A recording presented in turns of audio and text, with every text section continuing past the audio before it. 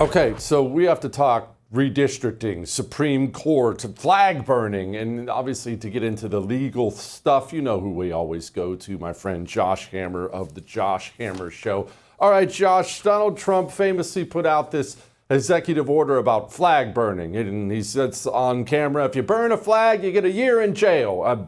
I don't think the president can just make laws like that or anything, but I don't know. You know what's happening? So it's a very interesting legal question, actually. So there actually is a law. There's actually multiple laws, Jesse, that Congress has passed. There's one going back to the 1960s, 1968, back during the Vietnam War protests, Kent State, all the flag burnings back then. And then Congress passed another anti-flag burning statute based in 1989. And that latter statute, which is 18 U.S. Code Section 700, does have a statutorily required 1 year prison sentence term. So that is where the 1 year is coming from. It's not like he's kind of just concocting this out of thin air. He's basically issuing an executive order and saying that as pertains to certain types of flag burning, we are going to actually enforce this 1989 statute. Now, the devil's always in the details here. So in the executive order, he says, Jesse, we know the Supreme Court has said that there's a First Amendment right to engage in flag burning, but they didn't actually talk about when it is used as a means of inciting violence, various exceptions in well-established First Amendment doctrine. So that is the executive order taken at face value, is to saying we're going to enforce this statute as pertains to certain types of exceptions that the actual underlying Supreme Court cases from 35 years ago did not necessarily touch. Now, I actually personally, Jesse, would go actually quite a bit further than this, actually. I think that the two Supreme Court case in question, Texas versus Johnson from 1989, then there was a companion case from the next year, U.S. versus Eichmann. I think those cases are wrongly decided. They are both 5-4 cases there.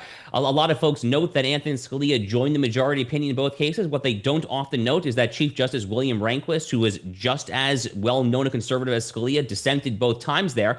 I don't think that you have a First Amendment right to burn the American flag. I don't think you have a First Amendment right actually to burn anything, because literally burning anything, to pour some gasoline and set something aflame, is not speech. It's literally not speech. It is conduct. And frankly, it's actually dangerous conduct because something like fire is involved. And as conduct, as an action, the government has the ability to regulate it, and if it so chooses, to actually criminalize it as well. So that's my actual stance as it pertains to the overarching First Amendment question there.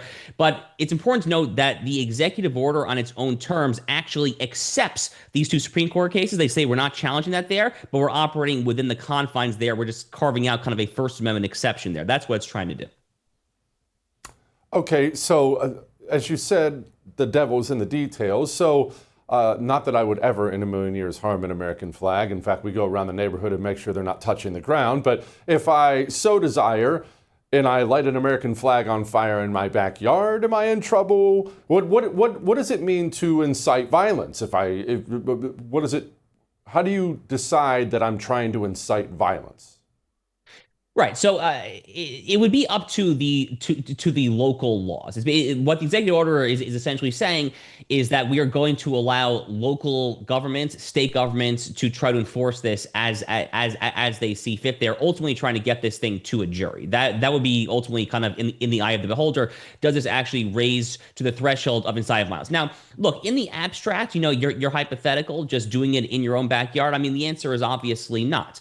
Now, again, in my personal opinion, Jesse, I'm of the opinion there that this actually should be criminal behavior, whether or not it actually incites violence there. But given the executive order there, no, that sort of conduct almost assuredly would not be covered. Again, the idea is that it would get to a jury, but very hard to see how any kind of personal conduct in one's backyard would actually incite violence. The final thing, though, that I think is very important to note, though, on this executive order, Jesse, it's really not just about the law. The law is sound. I think that Donald Trump has made a legally sound decision. But I think what Donald Trump is actually doing here when it comes to this executive order is he is yet again putting Democrats in the unenviable position of defending, in this case, literal flag burning. He's yet again taken kind of one of these wedge cultural issues, whether it's biological males in women's sports, whether it's trying to to oppose the deportation of a Hamasnik like Mahmoud Khalil or the MS-13 guy, Kilmar Abrego Garcia. He's putting them on the defensive when it comes to these 80-20 issues. I mean, he's literally making them defend flag burning. He's making Adam Schiff, all the usual suspects,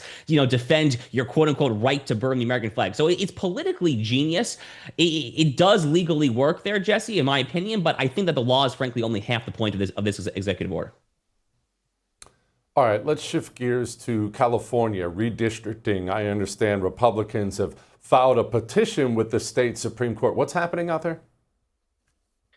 Yeah, so they're basically challenging all the way to the California Supreme Court. This is not necessarily an issue of federal law. It is pretty well established that states have plenary power to redistrict as they so choose, subject to some Voting Rights Act exceptions when it comes to racial gerrymandering. By the way, very interesting court case coming up this coming term, where it seems like the Supreme Court could finally once and for all put an end to a lot of Voting Rights Act of 1965 shenanigans when it comes to this notion that you have a statutory constitutional requirements to create these majority minority districts, these majority black districts in Alabama, South Carolina. Very interesting stuff. That's going to be at the Supreme Court this coming term. But as it pertains out in California, what Gavin Newsom and California Democrats are trying to do is they're essentially trying to find a too clever by half workaround around their own state of California independent commission that has been established when it comes to redistricting there. And it's a clever lawsuit. I'm not necessarily sure it's going to be successful, to be totally honest with you, just given the ideological complexion of the California Supreme Court.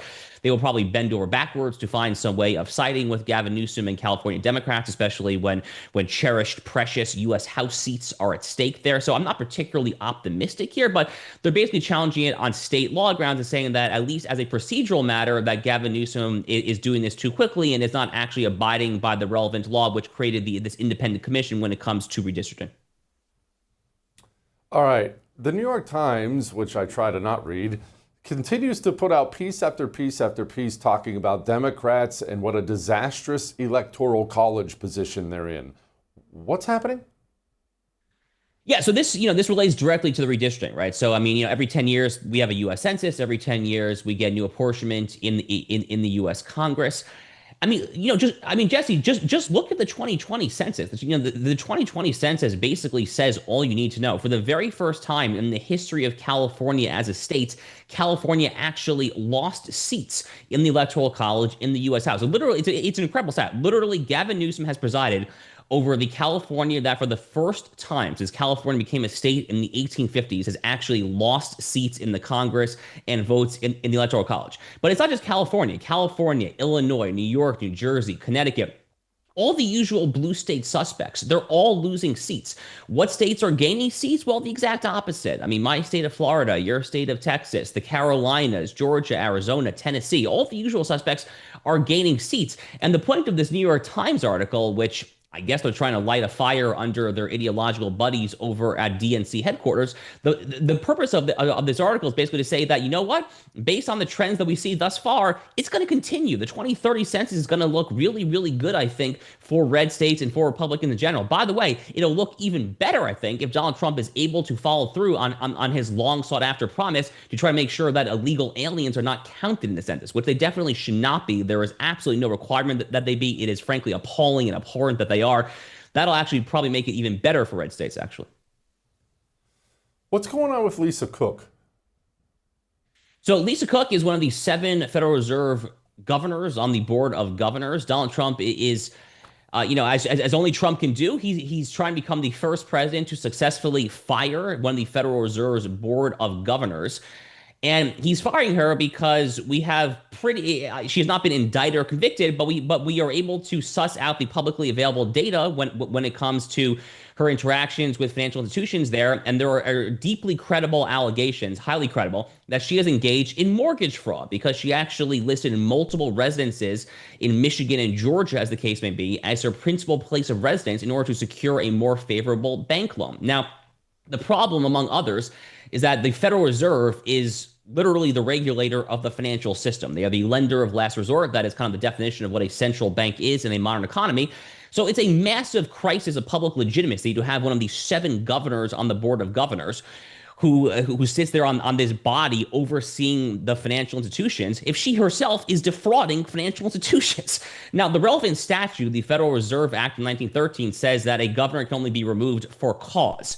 So there's this whole debate as to whether or not this constitutes legitimate cause. What's her name? Lisa Cook's attorney, Abby Lowell, is now saying that, oh, cause only means indicted or convicted by a jury. But does it? I mean, Congress could have said that. Congress literally could have written that if they wanted that there. Cause seems to me to be subjective in the eyes of the beholder there. And this seems to me to be a pretty good cause. Someone who was credibly alleged to defraud financial institutions while sitting on the Fed Board of Governors. But, this whole statutory question, Jesse, about cause is actually something of a sideshow from the overarching constitutional point, which is that Donald Trump, as the executive, has the executive power to fire who sits in his executive branch. Now, Cook's defenders will say that the Federal Reserve is independent, it is unique, it's not really within the executive branch, to which I say, well, literally, where is it? I mean, it's either in Article 1 of the Congress, Article 2 the executive branch, or Article 3 the judiciary. I'm pretty sure it's not the Congress or the judiciary. So process of elimination right there. So, one way or the other, Jesse, Donald Trump is going to win on this. Apparently every Democrat in the country committed mortgage fraud. It's wild. Josh, thank you, brother. I appreciate it.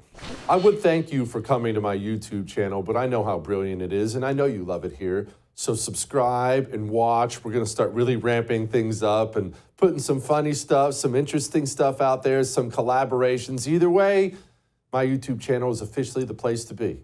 So stick around.